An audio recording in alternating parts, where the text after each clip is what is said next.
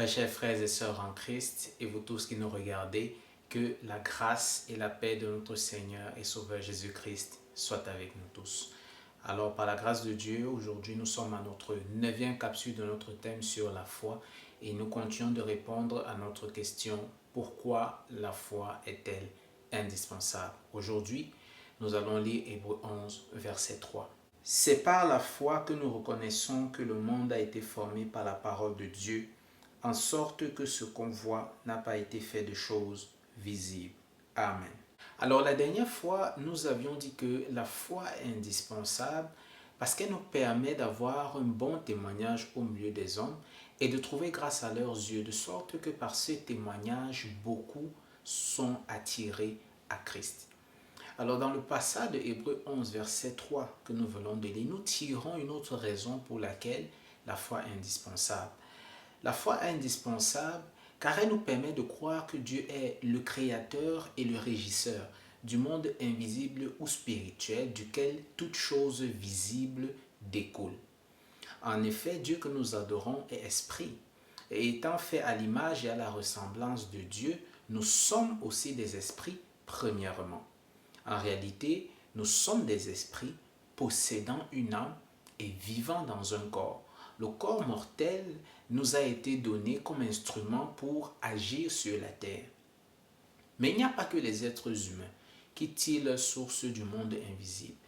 Comme Hébreux 11, verset 3 le dit, le monde entier, c'est-à-dire les animaux, les plantes, les mers, la terre, les pierres et tout ce qui existe, est spirituel d'abord, car il a été créé non pas à partir de choses matérielles, mais à partir de la parole de Dieu qui est immatérielle.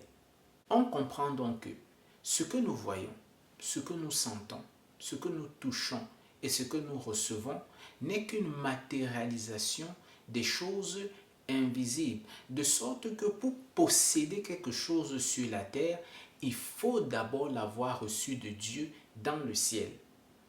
Ainsi, la nouvelle nature que nous avons reçue en Jésus-Christ nous a d'abord été donnée en esprit pour ensuite être manifestée dans nos corps.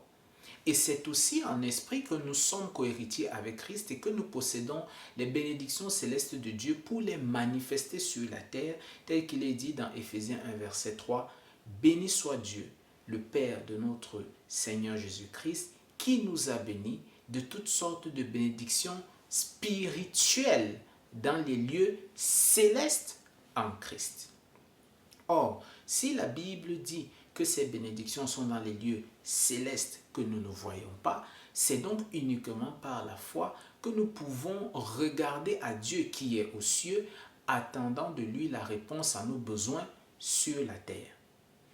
Malheureusement, il arrive parfois dans la faiblesse de notre chair, face à l'adversité et au manque, que nous regardions plutôt aux hommes attendant d'eux la délivrance.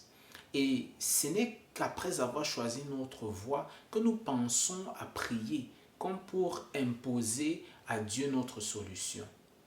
Par exemple, parfois dans la maladie, nous consultons premièrement les médecins, alors que par la foi, nous devons plutôt consulter Dieu d'abord, qui peut ensuite nous référer à un médecin ou alors nous prescrire la prière ou le jeûne pour notre guérison.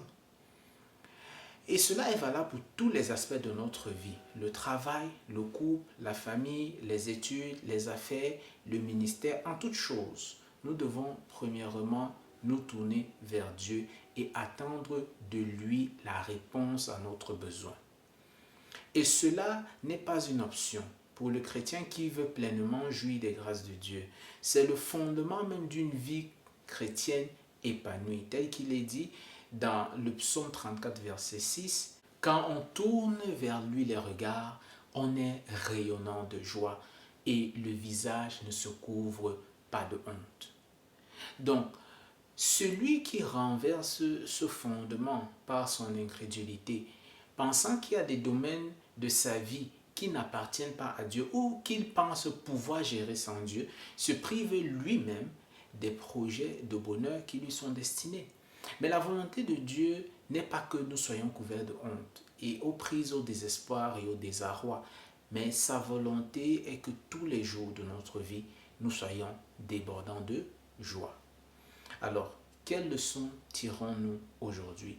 Nous allons lire 1 Samuel 30, le verset 1 à 2, le verset 6 et le verset 8.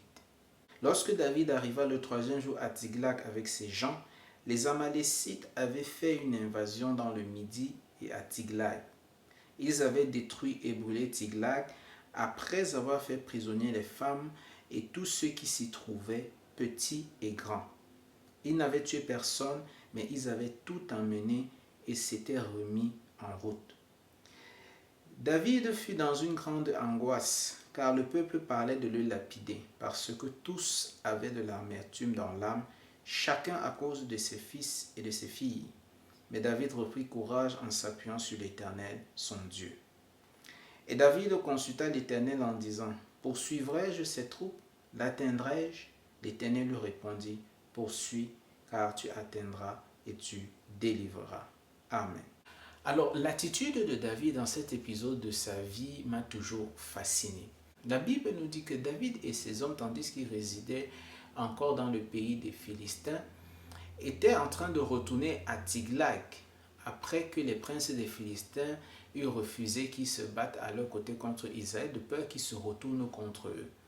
Seulement, à leur retour, ils se rendent compte que leur ville a été pillée, détruite et que tous ceux qui étaient restés avaient été capturés mais pas tués. Et là, nous assistons à un deuil national. David et le peuple étaient très affligés.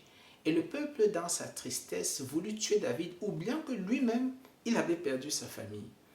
Mais c'est justement dans ces circonstances que l'homme de foi se distingue.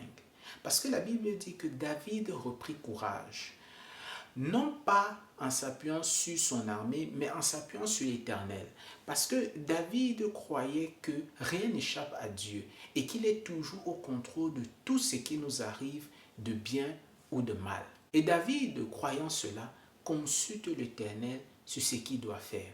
Et c'est là que je suis toujours impressionné. Parce que pour la plupart d'entre nous, il me semble assez évident que David doit aller chercher sa famille. Mais le fait que David consulte Dieu sur ce qu'il doit faire montre qu'il est pleinement soumis à la décision de Dieu, quelle qu'elle soit. Que ce soit de renoncer à sa famille ou même de perdre la vie parce que le peuple menaçait sa vie. Et parce que David a consulté Dieu en ayant cette attitude de cœur, Dieu lui a permis de poursuivre ses ennemis en lui garantissant la victoire. Que comprenons-nous, bien-aimés?